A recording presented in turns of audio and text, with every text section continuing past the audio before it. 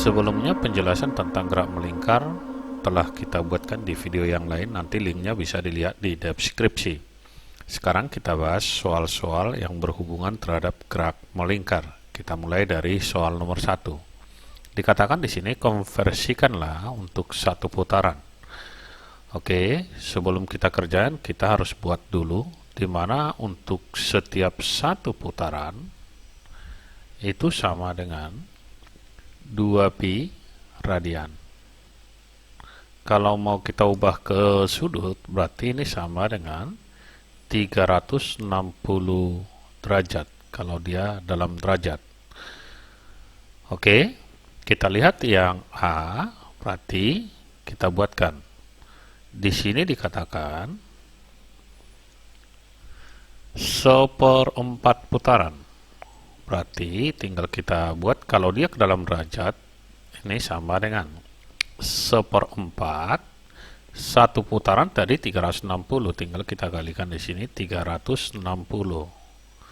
Hasilnya sama dengan 90 derajat. Kemudian diminta dalam radian, berarti 1/4 putaran itu sama dengan 1/4 dikali satu putaran 2pi radian, berarti tinggal kita kalikan di sini 2pi radian. Hasilnya sama dengan pi per 2 radian. Kemudian untuk yang B, sekarang dia dalam 60 derajat.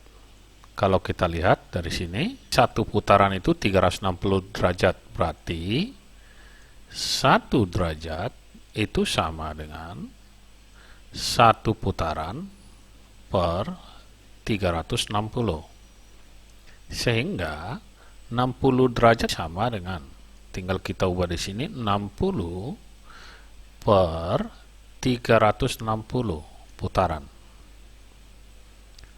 Hasilnya sama dengan, sama-sama kita bagi 60, ini sama dengan 1/6 putaran. Kemudian diminta dalam radian. Satu putaran 2pi radian. Karena ini udah 1/6 putaran, mau kita ubah berarti sama dengan 1/6 dikali dengan 2pi radian. Hasilnya sama dengan 1/3 pi radian. Karena 2/6 ini sama-sama kita bagi 2, hasilnya 1/3 pi radian. Kemudian yang C, 120 rpm. rpm itu bisa kita buat 120 putaran per menit. Jadi kalau kita teruskan, ini hasilnya sama dengan 120 kali satu putaran 2pi radian. 1 menit 60 detik, berarti kita bagi dengan 60 detik.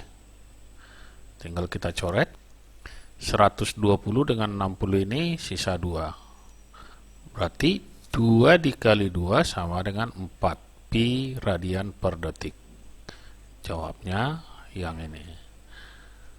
Oke. Kita lihat soal nomor 2.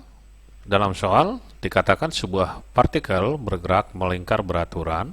Partikel itu melakukan 10 putaran. Itu artinya bahwa sudut yang ditempuh sama dengan 10 putaran. Kalau kita ubah ke dalam radian, berarti ini adalah 10 dikali dengan 2pi radian. Berarti sama dengan 20 pi rad. Kemudian waktunya sama dengan 3 detik. Kemudian jari-jari R sama dengan 25 cm, kita ubah ke dalam meter, ini sama dengan 0,25 meter. Yang A ditanya di sini periode putaran. Periode itu berarti bisa kita buatkan T sama dengan, boleh ditulis T per N. N di sini itu adalah banyaknya putaran yang ini, berarti ada 10. Tinggal kita buat sama dengan 3 dibagi dengan 10, 0,3 sekon. Yang B, frekuensi putaran, berarti frekuensi sama dengan seperti periode, atau bisa juga ini tinggal kita balik, N per T sama dengan N-nya tadi 10 dibagi dengan 3 sama dengan 3,33 Hz. Yang C, kecepatan sudut.